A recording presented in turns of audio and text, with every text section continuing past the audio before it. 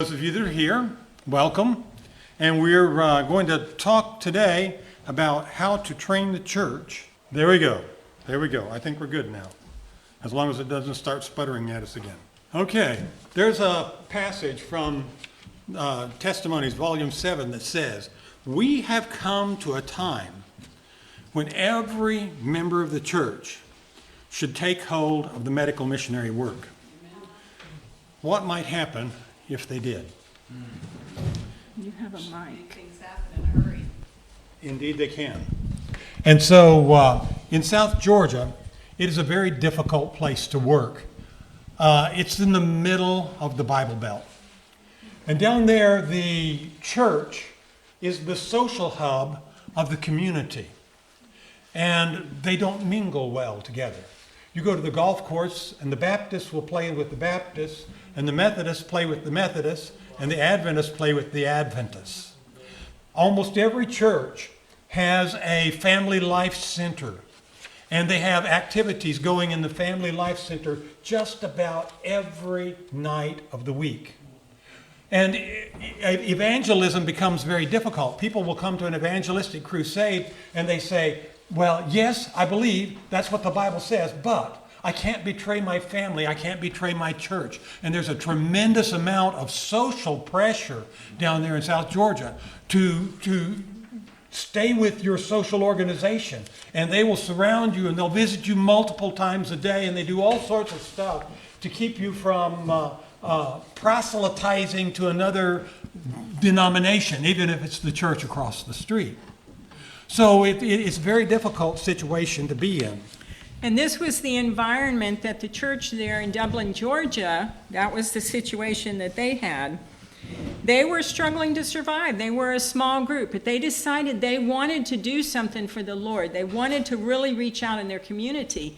And so they came up to the Georgia Cumberland Conference Office, where we were doing a Train the Trainer program for any of the churches that wanted to do the program in their church. They came up, they got the training, they went back home, they met together, and they said, "We're going to do 4 reversing diabetes seminars a year. We're going to do 2 in our community, and we're going to do 2 in the adjoining county where they were trying to church plant." And so they called us to order some materials, and I was talking with Gail. She's one of the leaders. And as she was telling me the story of what was happening down there, I said, "Well, how many members do you have? What's the size of your church?" She said, 11. And I said, 11? And you're going to do 4 diabetes seminars a year? And Yes, you're doing we a church are. plant? That's right. So they they rented a room in the town of Dublin because their little church was too small to have the seminar there. And their fellowship hall was a double-wide trailer behind the church, and it was too small. So they said, "Let's rent the room down in the town." So they rented the old train depot, and it would hold 27 participants. They advertised, they got 27 participants signed up, and they did the seminar. Had a wonderful time, lots of excitement. And soon after that, Gail was at the fellowship hall working one day at the church, and there was a knock on the door. And of course, when she's there by herself, she keeps it locked, but she went and unlocked it, and a gentleman was there, and she said, "How may I help you?" And he said, "Well, I'm looking for the pastor." She said, "Well, the pastor isn't here. Can I do something for you?"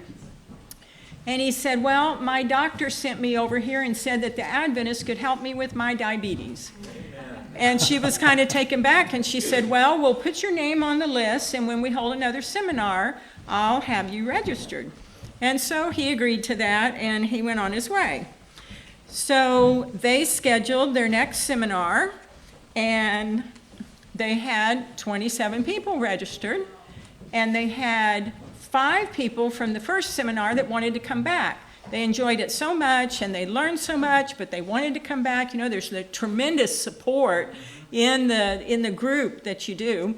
And so they had these 5 people that called, and she said, "I'm sorry, that is not fair for you to come when we only have a space for 27. You've already been through the program." She said, "I'll tell you what, though, if you'll come back and help, we'll let you come.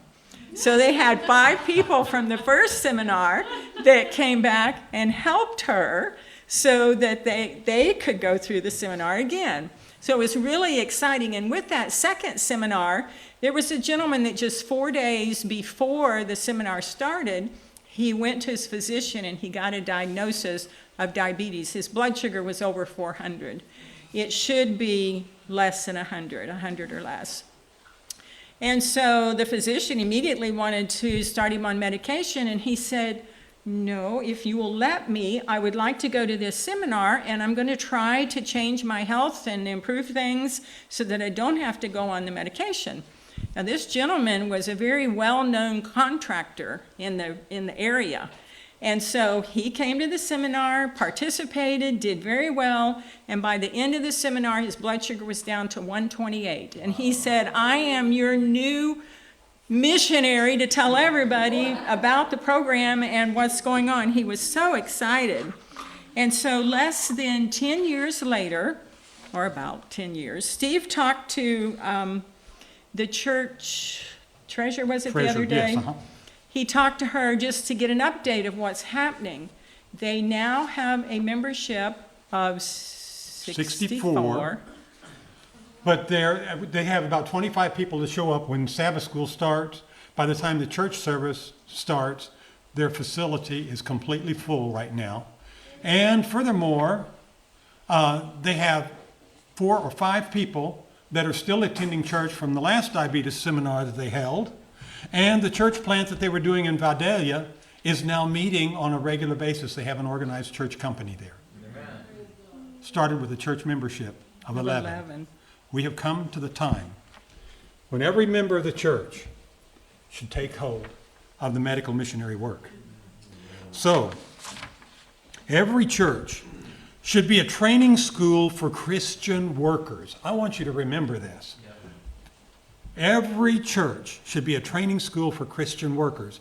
There should be schools of health and classes in various lines of Christian help work. There should not only be teaching, but actual work under experienced instructors. Let the teachers lead the way in working among the people and others, uniting with them, and others uniting with them will learn from their example. One example is worth more than many precepts. So that is where we should be. Our churches should be training grounds. And that's what we're talking about tonight, how to make the church a training school. So our purpose is not to train you how to do a reversing diabetes seminar, but that is where our experience is.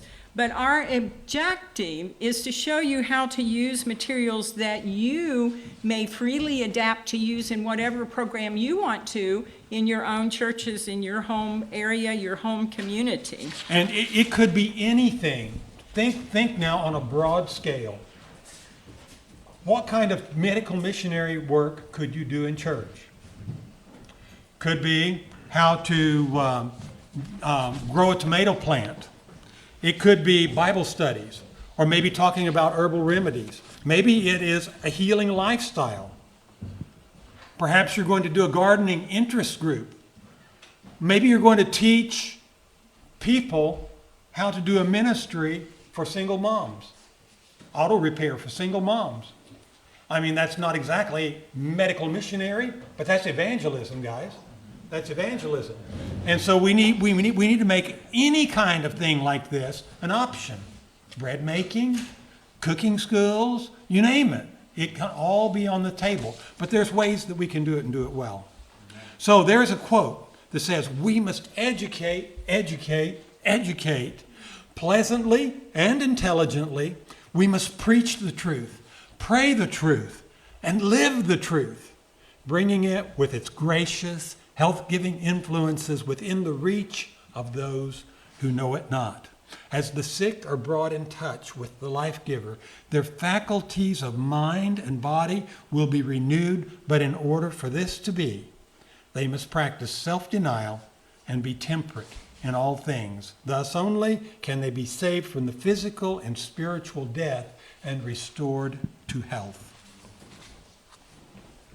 We've come to the final scenes of Earth's history.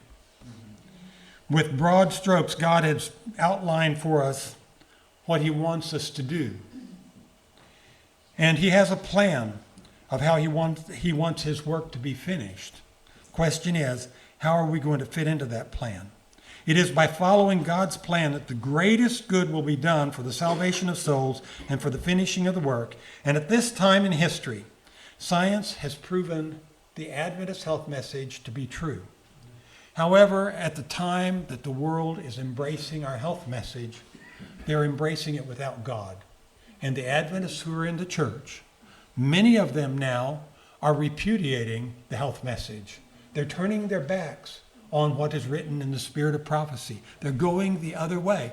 But this is a sign of the end. It was one of the signs that would be. And so what we need to do is we need to embrace God's truth. And we need to embrace these messages like never before and press forward. Leave the results to God. He will take care of that. But what we have to do is we have to, in faith, be doing what he said. If the group is small, that doesn't matter. What matters is that we are obedient and we are faithful to the truth. He will take care of the results. So, there's many people out there and they're turning their backs and walking the other way. We can pray for them. But let's work with those that are interested. At this point in time, they are the ripe fruit that we want to capture. So our group here may be small, Brother Zach, but we don't worry about that. God has got this. And all it took was 300 men to defeat the Midianites. Yeah. But they were special men. It was many years ago that God called a 17-year-old girl here in Maine and gave her a special message to do. And how do we know that maybe right here in Maine, again, a special work will be formed by a small group of people who are willing to follow God and do whatever he says, regardless of what the cost is, and leave the results to him. So, we have included in the information packet, there are several sheets that are stapled together, and it's called Connecting with People. The connecting talk we are doing in the morning. What we're doing tonight is the how to train, and as the program says, how to train up a church. So we like the addition, how do we train up a church? But in there is what we call the planning document, and if you will take that out, we're going to go over this just briefly because there's some very important pieces of it that we want to mention. So it's about 4 or 5 pages, 4 in, and it starts on the back of the page. Introduction. So some of these things are pertinent especially for a reversing diabetes seminar, but they are also pertinent for any other health program that you want to do, that you can provide. We always start by telling our participants, our program is for education purposes only. We are not treating them, but we are educating them. They have hired their physicians to help manage their care. And so we don't want any conflict with that, but we want to educate them so that they will know a better way. And we want to work closely with the physicians. So there's a couple other things that we have included there too that we'll go over briefly. But do what God directs you to do. We have given Kim and Zach a copy of our leadership manual. If you look that over and if you decide that's something that you want to do, work it out with them. And the Lord will bless no matter what you do if you come along and you're willing and you will follow his plan. He will bless your efforts. One of the first considerations that we have as we're doing our program is minimizing risk to ourselves personally as well as to the church. And some lifestyle interventions, while effective, might actually increase a person's risk. So take, for instance, the lifestyle intervention of the food that you ask people to eat. There was a study that was done in 2000 by R.M. Fleming, and it was published in the journal Angiology.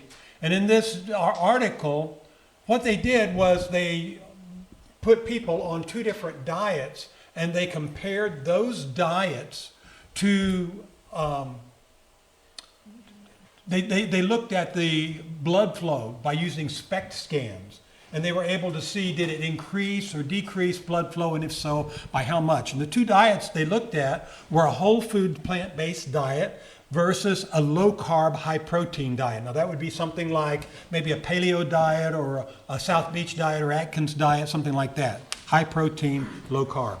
And what they found was that when the people were eating a whole food plant-based diet, it increased their blood circulation through the capillaries by 40%.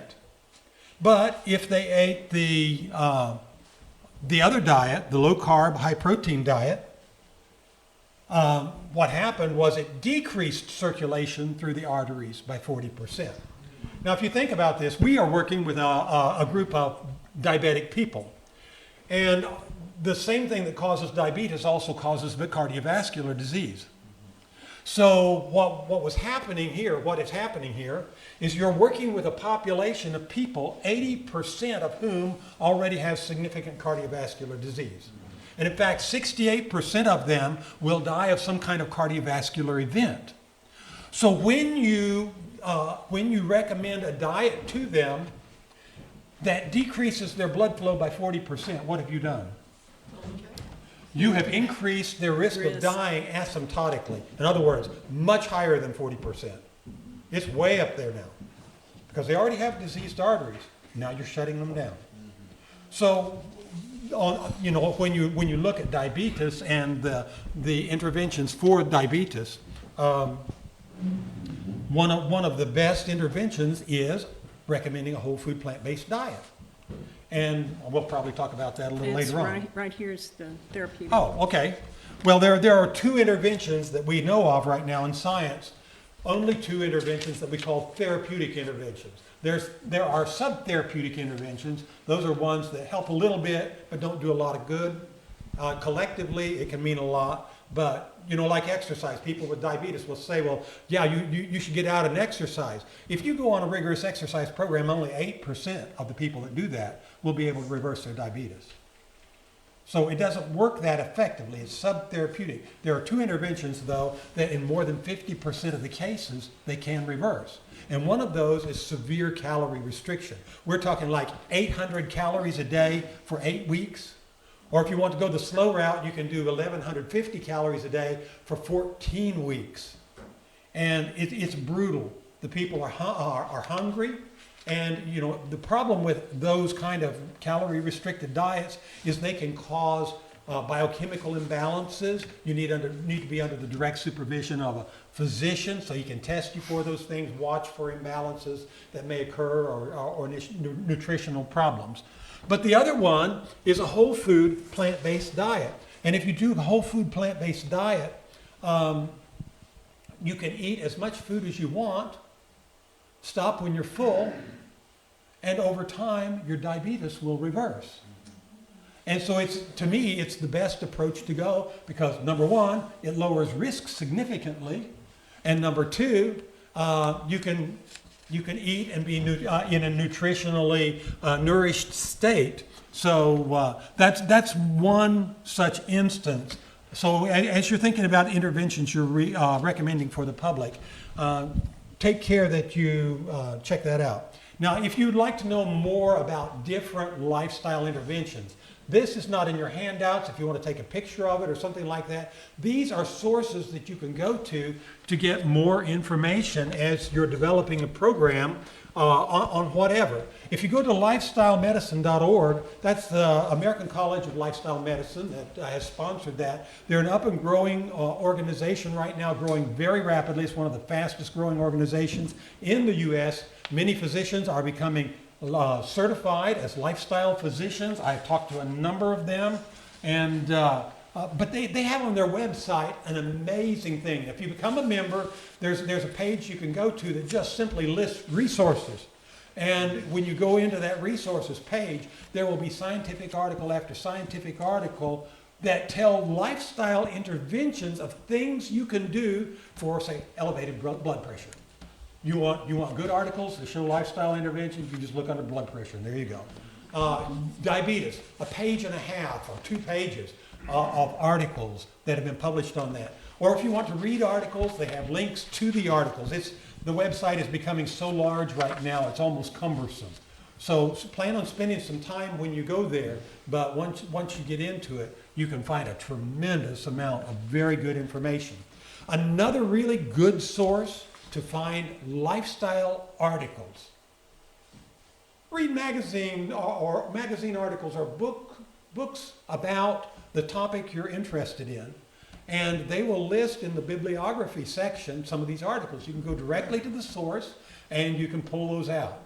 Now, if you're like me and you can do a lot of Google search as well, Google Scholar is a place to go. You just go to your search engine and you type in Google Scholar, and then when you're looking for articles, it's going to bring you up a plethora just of like peer-reviewed articles, not the summary articles that you're going to read under the standard Google. So those are some places that you can go to get some good information as you develop a program on whatever discipline you might like to do it under. So we wanted to let you know about that. So we encourage our participants not to do anything until they have talked to their physician. We do ask them in the very last page, front and back, in that stapled handout, is a request to participate. And in this request to participate, we have them read and sign it the first night, and someone will witness it. It doesn't have to be legally witnessed, but we want to ensure that we have somebody in part of your team that will witness these. And what it is they're saying, I'm taking responsibility for myself. I know that I'm coming. It's for educational purposes only. I will work with my physician. I will keep my physician informed, etc. They also give you permission if you want to collect statistics on your people that come through your program, whatever it is. And so you can write newspaper articles based on the record of their care as they have gone through the program with you. But that is a front and a back, and they need to read it and sign it. Just one more word about the statistics. If you plan on publishing any of your statistics in a newspaper article or in a scientific journal or anything like that, if you think you might even want to do that, before you begin collecting your information, you need to get the approval of an institutional review board, an oversight board, and that oversight board then they will review your process beforehand. It's required by law that you do that. They will review it beforehand, and they will make sure that you're not doing anything to injure the people that you're collecting statistics on. You won't be in the case of the kind of program we're doing, but that's something you need to keep in mind. So the other document that we have included with you, with the packet, is before that document on planning, and it is a letter to the physician. It's an actual, I put here a sample for you to see that you can adapt and do for your participants' physicians. They take it to their physician. It informs the physician what they're doing, what they would like to do, but it also asks the physician to be responsible for helping the patients to come off of their medications safely. Most of our participants will come off of, if not all, most of their medications, their blood pressure medicine, their diabetes medicine, neuropathy medicines, they come off of all of that. And so whatever you're doing with your team for your community, provide a letter for their physicians that they can take to them that gets the physician involved and helps them to know. Whoops. And then as time goes on, we have found that the physicians refer to the program as soon as they find that one is coming to their community. They are so excited and will refer their patients to it. Okay, so be sure you check with your conference risk management department if you're representing the church. Now, we're in the Georgia Cumberland Conference in the Southern Union, and our conference has a policy that if you're going to do a program, a medically based program to represent the church, then you have to have a licensed medical person in attendance. Doesn't matter what they are. It can be a physician, a nurse practitioner, it can be a nurse, it can be a physical therapist, it can be a massage therapist, but they have to be a licensed medical person. And that's just one of the requirements that they have. But, and it's usually fairly easy to meet because we have a lot of medical practitioners in our denomination as But well. the reason they do that is they want to be sure that, well, for example, we had, and nothing against our pastors, we love our pastors, but there was a pastor in attendance, and as we shared a story about one of our diabetic patients and their low blood sugar, he said, "Oh, they must need more insulin." No, that's exactly not what they need, but that's the reason that they require that a medical person be there that could correctly advise, you need to see your physician right away about this problem. Okay, as you're planning your program, make sure that you know about any standards of practice in your area. Now, I'm not an advocate that you have to follow the standards of practice. In fact, I'm pretty much against just following standards of practice. But the reason for that is a lot of standards of practice are based on the medical model, not a lifestyle model. And so we have been given instructions about a lifestyle model. Science currently supports the lifestyle model. And so the program that we do is what we call a best practices program as opposed to an evidence-based program. An evidence-based program is a program that has been around for at least 10 years, and there's been lots of data collected on it. And so they have published results. The insurance companies know that if somebody goes in this program, then maybe 15% or 40% or whatever it is will have a certain outcome. They know that. So we call that evidence-based.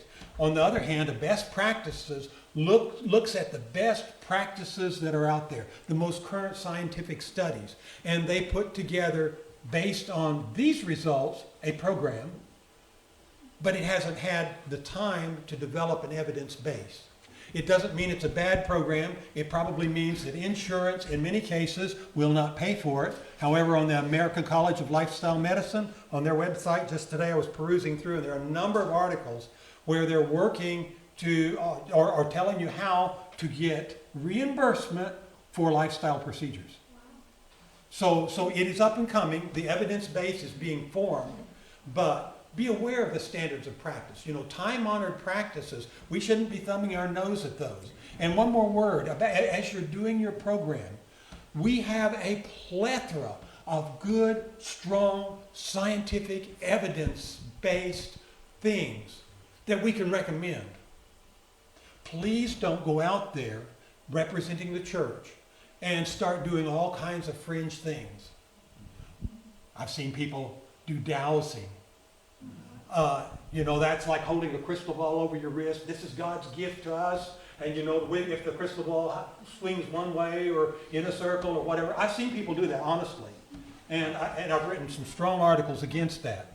But I know people that go out there and they recommend all kinds of enemas for this and that and the other thing. Don't do the fringe stuff just because you think it's important to you.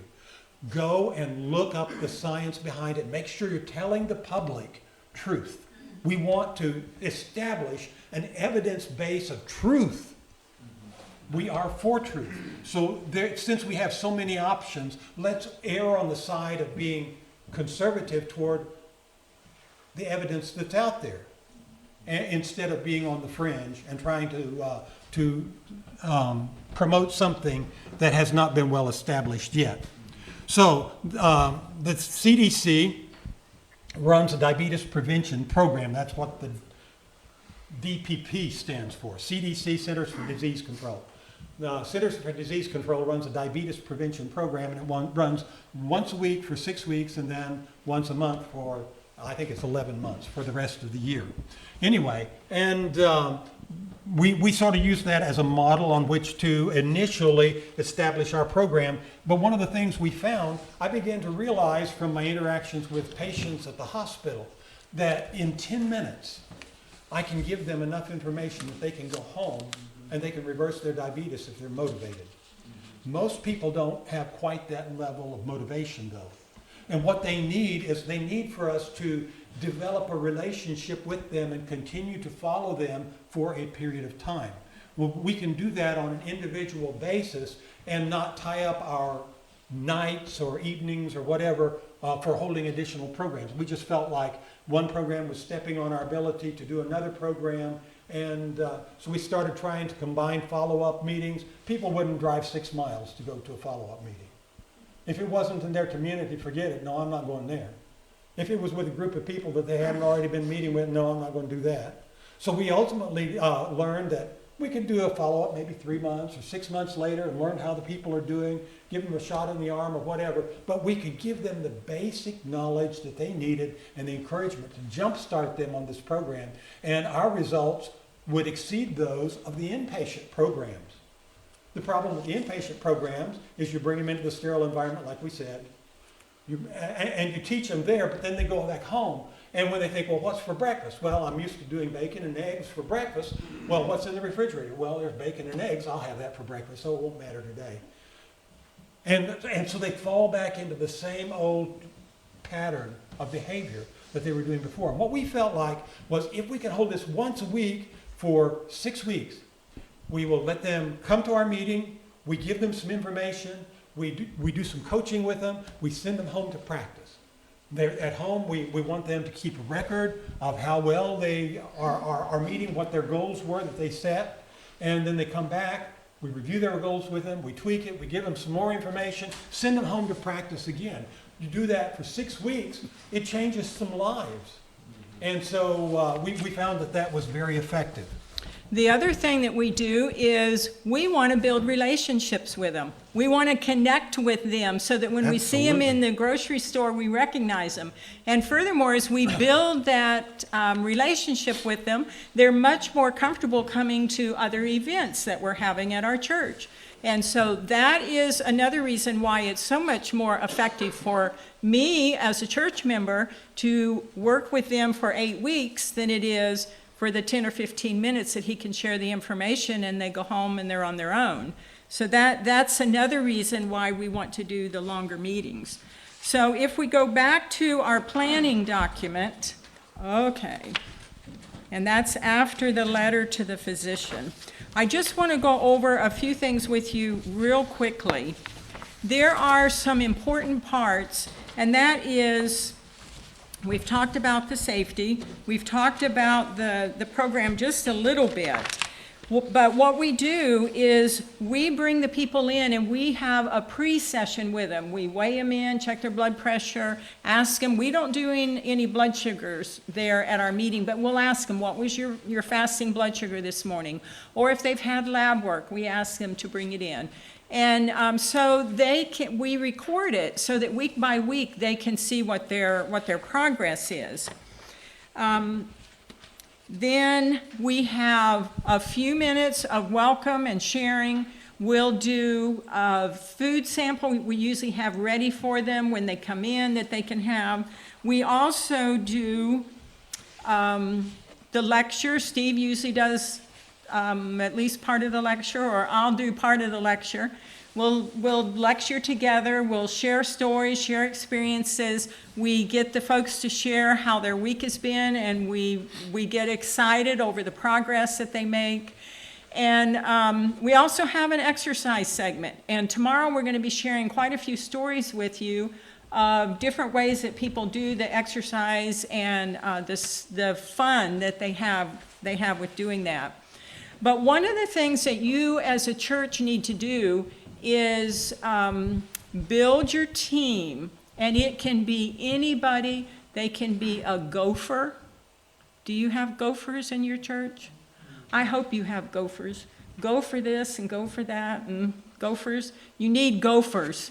If all else fails, you need someone that can run, get the extension cord you forgot, or, go get a pencil sharpener or whatever it is that you need. Those gophers are so important, and it can be, even the young people can help with that. You need people that can remember names that do your registration so that when they come in the door, you can greet them by name. We had a fun experience up in Sneedville when a retired school teacher was our registration person, and she was so friendly and she knew everybody. Well, where we were meeting in the community center, the whole front wall was glass windows or the door. And so she would see the car pull up and she'd say, "Oh, Mary Jane is here." And Steve's standing by the door, and so when she gets up to the door, he opens the door and says, "Hi, Mary Jane, welcome." And they would come in and go, "Wow, he remembers my name." Well, he remembered it for the few seconds or when the teacher had said it, but it was wonderful. Yeah. That's the kind of people you want for your registration. You don't want that kind of person to do your weights. You want a very quiet person who will not be hooping and hollering and saying, "Oh, you're finally down to 200 pounds. That's wonderful." The poor little ladies just about die. We made that mistake one time. We learned. And so in this document, there's a lot of things that we have because we made so many mistakes when we were getting started. This is to help you so in whatever program you're doing, you don't make the same mistakes we did. So, but anyway, we were planning a seminar in Tullahoma, and when we got to opening night, the coordinator called me in the afternoon and she said, "We don't even think we should do the seminar. We only have one person registered." We said, "Oh yes, let's go forward, even if we just have the one." Now there were some of the church members that had signed up. I said, "It's okay. We know that we're doing what God wants. We're reaching out. The people in the community know you. It's okay." And so I made copies for 30 participants on faith that we would have a good group. So we get down there, and I'm busy. I don't remember just what I was doing, but I was busy helping. And Steve was busy getting things set up and whatever. And about 10 minutes before the program started, the coordinator came running to me and she said, "Karen, I don't know what we're going to do. We only have one more set of handouts. They're all done." She said, "The door has opened and these people just keep coming in." I said, "Well, praise the Lord. Let's make some copies if we need to." And anyway, we had a wonderful seminar. So God is not limited by our thinking, but he works in such amazing ways. This brings up a real important point that I hope you grasp, and that is when we know that we're doing the work the Lord has given us to do, when we know that that's within His will, He's promised His work will not be without success. So we march forward, regardless of what the numbers say. And He will come through. How do we learn that? Well, it's by experience. That's one of the ways. But it's a life of faith. And the Holy Spirit is poured out in response to an act of faith. So we have to believe God when He says something, and then we act on that. One more comment about the planning document, and I hope you will take this and read it yourself. But we had a church we went to that insisted they did a full meal for the participants every night. Well, you know what? These poor people aren't used to eating that way. And they come in and they eat a full meal, and it's just like, yuck, I don't feel good. Well, no. Most of what we eat is a lot of fiber. They're not used to that. And all the high nutrients, they're not used to that. And so we highly encourage you just to do small food samples, but serve them beautifully. And then the people will want more. So in our participant handbook, we have a lot of recipes that are tried and true. If you decide to do something with, cooking schools or whatever, you're welcome to use our recipes. There are a couple in there that I don't use anymore, like the tuna salad one has a lot of mayonnaise and whatever in it, and pickles and mustard. I don't use that anymore. But there are some really wonderful recipes in there that the community people love. So you're welcome to use those. Okay, how to retain 90% of things you learn. When people come to a lecture and listen to what people have to say, you will go out of here, most of you, and if all you're doing is listening to the lecture, you'll retain 5%. That's according to the National Training Laboratories in Bethel, Maine. They say if you see an audiovisual, if you're reading the book, then it's 10%. If you have an audiovisual, it jumps up to 20%. If somebody shows you a demonstration, you're going to have 30%. So if you're trying to effectuate lifestyle change, the more you can get your audience to remember what you're presenting, the better off you're going to be. So these things right here are actually passive forms of learning. But when you start going to active forms of learning, those are things like the discussion group. We did that this morning. Okay, we're going to do that again because that's where a lot of learning takes place. Now, if you take notes, and that's not on here, but if you take notes while you listen, then you typically retain about 30%. But if you will sit down with your notes within 24 hours and you flesh out the notes, then you're going to remember about 70%. But if you come back 1 week later and you review the notes one more time, then you're going to remember 90% of what you just learned.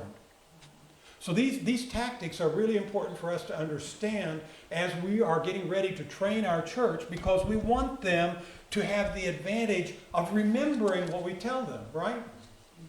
So this is important. So if you have discussion groups, you're going to remember 50%. If you practice by doing, if you show them a demonstration and then you have them return the demonstration, for instance, then they're going to remember 70%, 75%. 5%. And if you have them actually teach it, if you can work that out somehow, get them to teach it, then they retain 90%. That is tremendous, and we need to learn that and apply it. I just did. Okay? So with table coaching, table coaching is what we do in our program. And in 2018, Dr. Lily Tryon was bringing her graduate students from Southern Adventist University the hour and a half or so to where we were holding diabetes programs. And she was having them listen to us present to the community because they were getting to hear lifestyle lectures in a community setting. And she wanted them to have that experience. And while she was coming to do that, we mentioned to her one day that we were actually in the process of revising the program. There had been some additional things that science had said that we wanted to include in the program. And she said, while you're doing your program, if you would like, I can help you. Well, it turns out that when she earned her PhD, her doctoral thesis was done on how to teach diabetes education to people using small groups, which is exactly what we needed. And so she wrote this piece for us, and we put that in our program. When we started teaching, incorporating her methods, our results doubled. Amen. That was tremendous, guys. Okay, and here's what it is. And so here's the 4 steps that she incorporated in her program. Number 1 is connecting. This happens when the individual first walks through the door. All of your church members need to know this, and you can apply this to any program that you're doing.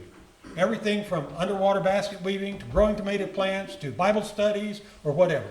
When they walk through the door, you want to connect with them. Make them feel welcome. Don't mob them, but go to them. Invite them in, show them where the restrooms are, where to get a drink if they need it. Let them know how the program's going to progress. Just invite them to your table or whatever it may be. Just make them feel welcome. Be courteous, kind, smile at them. Next time you see them, you greet them. Try to remember their names. Remember something about them. that will form a relational connection. That's why we're doing evangelism, is to form relational connections. So anyway, so you try to connect with them. The other 3 steps happen later in the evening. So after we've had our introductions, our exercise segments, our lectures, our food samples and all that, we break up into table groups. These are groups of 5 to 8 people, just like what we did here. We break into those groups and we go around the groups and we have them reflect on the lecture that we just did. So if I'm lecturing about diabetes, maybe the question that the coach will ask, these will be scripted questions that they ask, and they're all based off the learning objective of the night. So if the learning objective is to teach them about insulin resistance, for instance, maybe my question will be, what did you learn about insulin resistance tonight that you never knew before? And just ask everyone to go around the room and, around the circle, around the table, and chip in. You want to hear from everybody. Now, invariably, there's going to be somebody that likes to dominate the discussion. They want to answer every question. They want to talk. So your job as a coach would be to rein them back in and be, okay, now we've heard from Zach, but I'd like to hear from Mary. She hasn't said a thing the whole night. And then you restate your question. What did you learn about insulin resistance tonight that you never knew before? And she'll answer. And she'll go around the circle like that and involve everyone in this discussion. The reason you want to involve everyone is you want Mary to learn just like what Zach did. You know, Zach's learning a lot. People that talk all the time, they know a lot. But it's because they talk all the time. They're learning as they talk. When I come to a seminar like this, I want people raising their hands and asking me questions. Why? Because I know when they're asking questions, they're learning. And so this is what we want. We want learning to occur here. And so then the next thing after that is apply. Once they've learned these things, how are you going to apply it to your life so you get some good out of it? It's no good for me just to learn these things and know that diabetes is caused because of insulin resistance. If I don't know what to do about the insulin resistance, what good is my knowledge? So let's apply it. And so I might ask, well, how are you going to do that in your own home? And it causes them to reflect as well, which is one of the steps, but it also helps them think forward. What am I going to do? How am I going to make that happen? And then the last thing is inspire. You want to inspire them to accomplish what they have said they will accomplish when they apply it. You know, when they set their own goals. How do you inspire them to do it? Well, one of the ways is you hold them accountable. You know, people don't do what's expected. They do what's inspected. You ever heard that before? People don't do what's expected. They do what's inspected. So at a hospital, if you want to have a good high-quality hospital, you go to a hospital that's Joint Commission accredited. Why? Because the inspectors come in and they have standards that they hold you to, and they're going to make sure that you're holding up these standards if you're going to say JCAH accredited. Okay? So people don't do what's expected, they do what's inspected. So what we do is we have the people fill out their own personal goals. We call them SMART goals. And we're not going to go over I'm not that yet. We're going to do this. Have you looked at the time? Oh my, there is so much to say and so little time. We want to do this. We want to yes, do we do this want to with do this. Everybody. We really do want to do this. Okay, And if so I have that's time, I will tell you about SMART goals. I'm going to tell you real quickly anyway. SMART goals. SMART is fault. an acronym. SMART is an acronym. It stands for specific, measurable, SMA is attainable, R is relevant or realistic, and T is time-based. Thank you. And so, you'll have something like, maybe somebody says, okay, in order to reverse my diabetes, I want to lose weight. Is that a good goal? Will that help you reverse your diabetes? Yes. Yes, it's a good goal, and it will help you reverse your diabetes if you do it, but it's not a SMART goal. Because a SMART goal is specific. So if I say, I want to lose 5 pounds, now I'm getting closer, right? Can you lose 5 pounds? Is that attainable? Well, not by tomorrow morning. Because it has to be time-based as Very well. good. Okay? Very good. And it also has to be relevant to what I'm trying to do. Will weight loss help me reverse diabetes? Yes, absolutely, emphatically yes. Is it realistic and relevant to lose 5 pounds in the next month? Yes, average weight loss, a good weight loss is 1 to 2 pounds a week. So 5 pounds puts us smack dab in the middle of that. So that's fine, and that will work. So this is what SMART goals is, and this is one of the ways that we help people meet the goal. This is one of the ways that they apply what they've learned. Okay, so now, Take out your pen and paper. yes, please remember this, because I don't have this on, yeah, I do have this on the screen. It's the very last, Well, you want to do it right now, though. okay. So if Look they're up the gonna- look up the last I'm thing. going, babe, Okay. if I can How get can we there. connect with people? You know, if we're going to have our church be a training school, we've got to be able to connect with people. So you can teach them anything. So one of the things I want us to do is I want us to break up into groups of 5 to 8. And I want you to select one thing you're going to teach in a class. It can be any kind of curriculum. It can be a Bible study, because we are a church. It can be about herbal remedies. It can be a healing lifestyle. It can be a gardening interest group. It can be how to grow a tomato plant. It can be cooking, simple, bread making, etc. Well, let's take how to grow a tomato plant. Now, I'm here and I want to form a relational connection with people. So how can we connect with people on growing tomato plants? Well, first of all, you invite them. Doesn't that connect you? You be enthusiastic about it. You smile. I'm inviting a whole bunch of people, youngsters and oldsters. We want them all there, and we're looking for a group of at least 30 people. Would you be interested in coming and learning how to grow tomato plants? You say, honey, I've never grown a tomato plant in my life. That's great. Come on. We'll teach you how. It'll be easy. And so anyway, you be enthusiastic about it. Bring the people in and teach them how to do tomato plants. So you're going to, when you say, how are we going to connect with people? Well, we're going to teach them how to grow tomato plants. That's your learning objective. That's what we want. You need to remember that. Learning objective. Steve, what's it doing?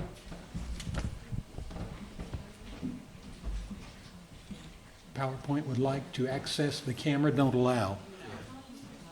Okay, I'll have to escape this and come back to the, No, it disappeared. it did? Okay, there we go.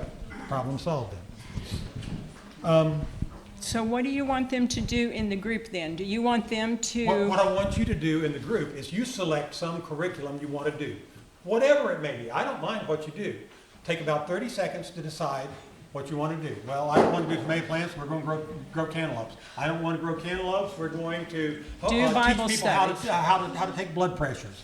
Or we're going to do Bible studies or whatever. You Or we're figure going it to out, make okay? bread, or we're going to can applesauce. She's going to teach us how to can applesauce. Oh, yeah, that was Lynn. Lynn, yes. If you want to learn how to can applesauce, go to her house. They have got it down. 16 to 1,800 quarts a year. Guys, Wow. that's serious stuff. That's serious stuff. They have something to teach. That's Anyway, right. that might be their thing, their learning objective. Don't we all have something to teach? Amen, we do. And so that's what we want you to spend a few minutes here and go through this. What would you like to teach? If you want to do it just for fun, for the practice tonight, or if you want to start thinking, what do I want to do in my church? What can I do with my group? So be thinking about what would you like to teach? And then I want you to consider your learning method. How are you going to, is it going to be passive learning or are you going to have them do active learning? If you're going to do active learning, how are you going to have them do that? How will you connect with the people? Then what coaching question? Now your coaching question runs right back to your learning objective. Let's see. You want to cause, I'm losing my train of thought here. I'm trying to get it back. It'll come back. Yes, it certainly will. So you describe the teaching method and consider the learning pyramid. Then Question 4 is, how will you connect with people relationally? So think about that. Question 5 is, what coaching question will you ask them to cause them to reflect on what is taught? Now here's where you need to go back to your learning objective. So if it's about tomato plants, what did you learn about growing a tomato plant that you never knew before? Somebody might pipe up and say, I didn't know soil preparation was so important. I didn't know what kind of fertilizer to use.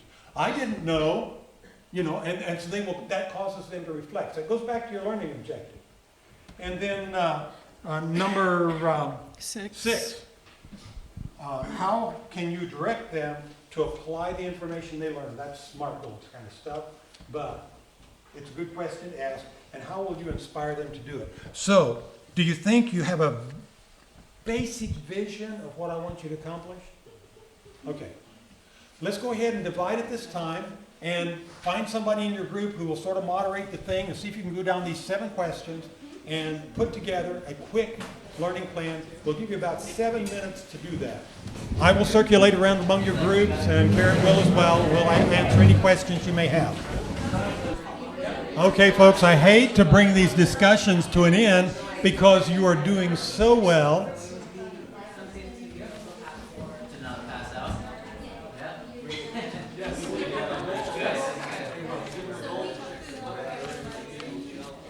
Okay. Steve, let's tell the story of Colleen, even though we don't use the pictures. Okay. Let's just tell the story. Okay, folks, And let we'll me tell end you a on that. story as you refocus your brains this direction. I want to tell you the story about Colleen. Colleen was a effervescent personality. She came into the room and, she just was the sparkle that everybody was attracted to. She was a wonderful person. She sat right down on the front row, and we did our lecture, and immediately following the program, she made a beeline for me. She said, well, I don't think this program's for me. And I said, well, why is that? She said, well, you require that we lose weight, and I can't lose weight. I've tried many times, and I can't. I just can't. And I said, well, why don't you stick with the program and see what you can do? I said, we have a lot of people that have tried this and been very successful at it. She said, well, I don't know. I don't know. And I said, well, just come on back. So she came back again. The third night, we were there. We'd all broken into the coaching sessions. And about halfway through the coaching session, she slams her hand down on the table and says, I'm not going to do it. I'm not going to do a thing he says. And she grabbed her coat, she grabbed her books, and she hit the door. And I thought, whoa. That was a dramatic exit. I guess we won't be seeing her again. Well, the next week, at 10 minutes before the lesson was to begin, the door opened and in walks Colleen. She made a beeline for the scale. She stood up on the scale and her hands flew up in the air and she just started whooping and hollering and dancing around the room. And I said, what happened? I thought you weren't going to do anything. And she said, well, on the way home, I had a change of heart. I decided for 1 week I would do everything you said. She had lost almost 7 pounds in 1 week. Amen. And, she went on to be our biggest loser. She lost, by the time we had a 3-month follow-up, she had lost 26 pounds. She'd gone down 2 dress sizes. She looked great in her new wardrobe. This is what coaching will do for people. I want to tell you about Mark and Mary Beth. They came to the same seminar, actually. And as they were there, what they did is they listened to the information. And we had just done a presentation about a pasta salad, a whole grain pasta salad with lots of fiber in it. She could eat it without spiking her blood sugar. Yeah, That's one of the food demos that I do, is that pasta salad. And so I love to throw broccoli in it. That's one of the good choices. But we just put all kinds of high fiber things into it, beans and this and that and whatever. Well, she watched this, but she was not impressed. She didn't like broccoli, and she didn't like the variety of beans that she put in. And we're sitting there, and she just, this won't work for me. I don't like broccoli. And I said, wait a minute. There are lots of good substitutions that you can get. And I offered her some of the other options that we had made available. Oh, well, I like olives. I can do that. But I don't like these kind of beans.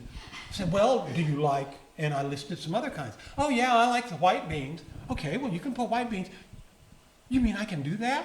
Well, yes, you can do that. See, the light was going on. The next week they marched in, and she was just elated. She didn't have diabetes, but her husband did. Her husband's best friend had just died from the complications of diabetes. Her husband had just been diagnosed with diabetes, and he didn't want to go down the same route, and she was motivated to keep him. And so they had gone home and they had worked hard on it. His blood pressure was down. His blood sugars were down. They had been doing high fiber. They even found some high fiber wraps at Walmart.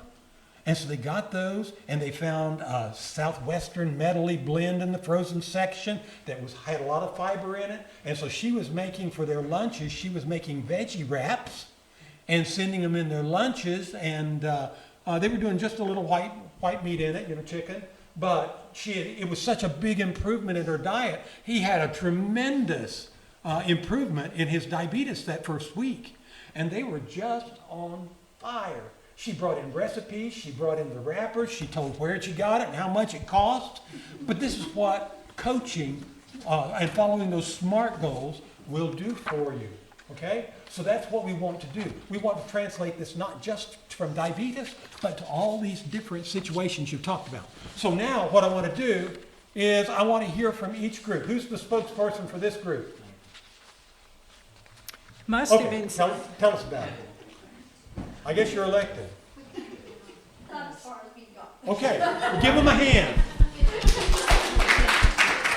Good job. Okay, now let's go to the other side of the room. I want to hear from the other side of the room, over here.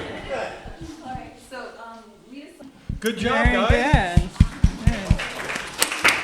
Okay, we have a small group back here. Talk to us and tell us what you're going to do.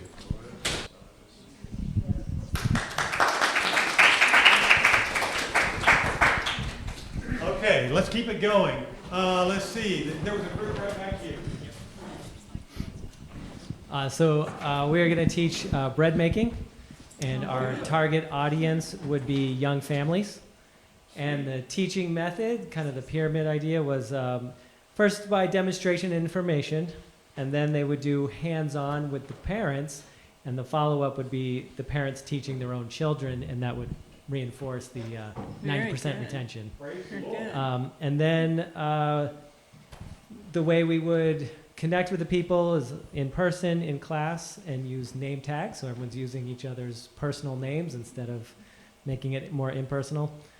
And then the coaching question, what did you learn about the ingredients that you're using? And specifically with bread making, bacteria is a big part of it. So this opens the door for obvious tie-in with, Jesus is the bread of life, and kind of how you put your own life by your bacteria into the bread, and then you feed your family with that. There's a lot of spiritual tie-ins with that would be easy if you could go in that direction. And then apply it at home. What was this? Yeah, the direct application. Apply it at home to feed their family. And their own children will want more. So that's how you inspire them to do it again. Very good, very good. And I love the component that he put in there about Jesus. Because as you're working with these people in these kind of settings, what you're doing, it just opens up a broad opportunity for that kind of dialogue. It really does. So that was great. Who's talking from this group? Cindy. So we talked about teaching about water and, explaining to people why water is so important, why we should be drinking enough water, teach them how to figure out how much water they should drink. And then I was thinking I would like to do health nuggets at church. So kind of getting our church ready to do more. Mm-hmm.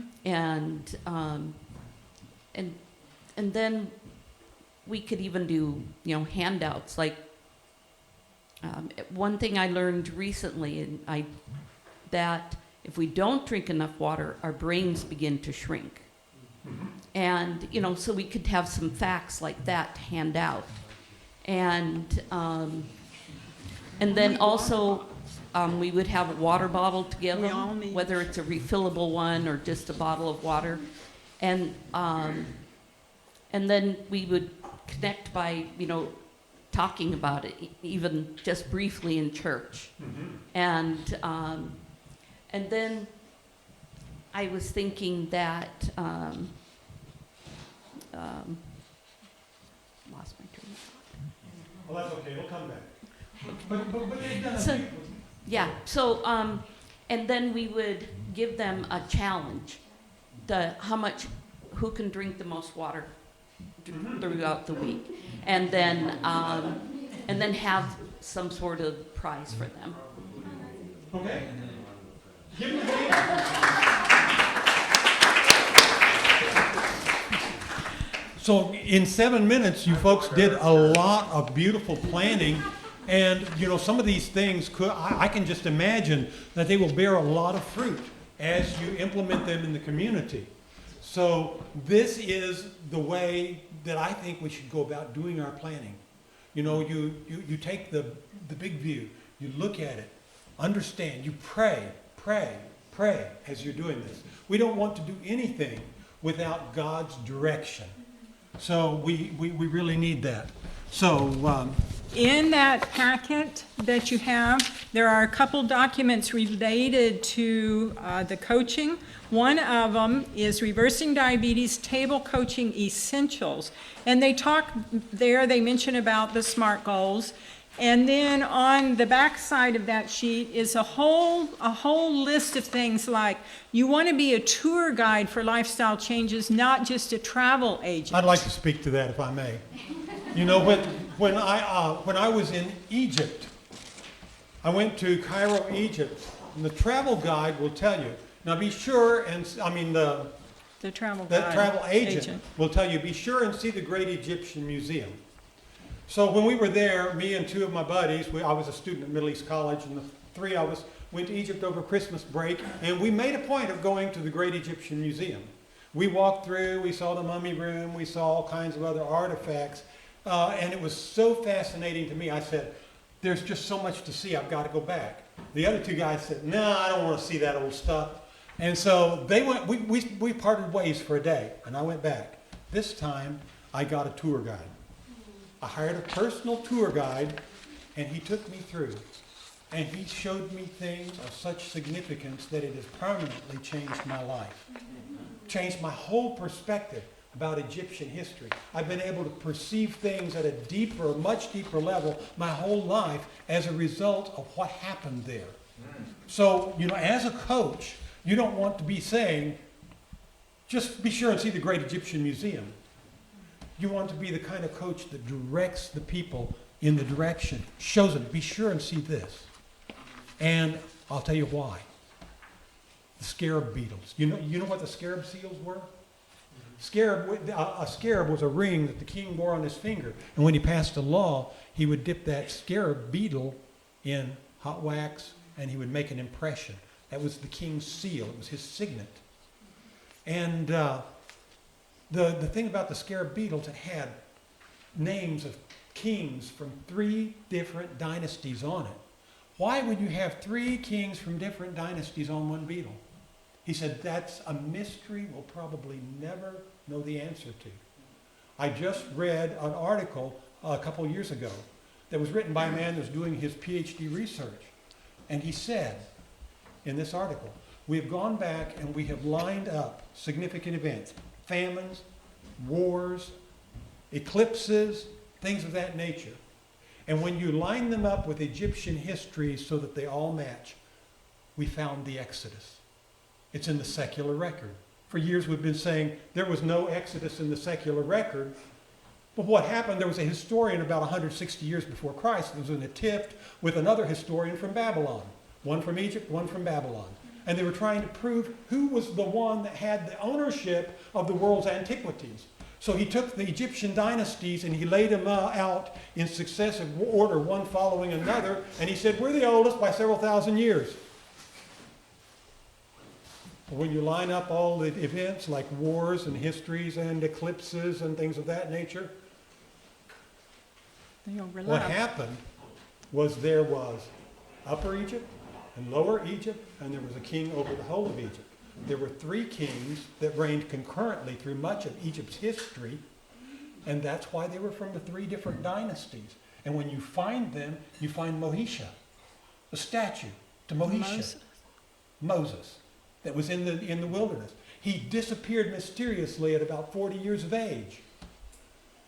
Then 40 years later, there was all kinds of trouble in Egypt, and all the slaves left. And the army was decimated.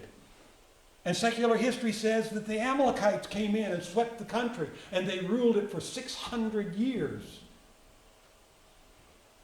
The record's there. But I would never have known that if I hadn't been there. So that's one of the things we want to do as we are here. You need a tour guide. Let's check this out. Check this out. But don't forget that what we're doing is we're not just teaching them how to make bread. We're not just teaching them how to drink water. We're not just teaching them how to do plant-based foods. What we're teaching them is we're teaching them these things as a method of leading them to Jesus Christ. You want to be the tour guide that leads them to Jesus Christ. So don't leave out that component. Okay? It's very, very important. So the next page on in the packet is a sample that we have drawn up. This is what we use in our seminar that goes through, this is one night's class, this is session 3. And so we have our objective, we have the questions of how we're going to connect with them. Ask, what was it like to incorporate a new idea about losing weight in your life? And then you want them to share. What did you do to help achieve your weight loss SMART goal? Maybe they put a goal that they would lose 1 pound that week. So what did they do to help reach that goal? And so there are questions that are there for each of those sections. Then if you turn to the back of that page, you have the table, Reversing Diabetes Table Coaching Questions. And it talks to you about the questions. You can use this in no matter what you're teaching, if it's how to do blood pressures or bread making or water, whatever it is. There are several there that tell you how to connect, how to reflect, how to apply, and how to inspire.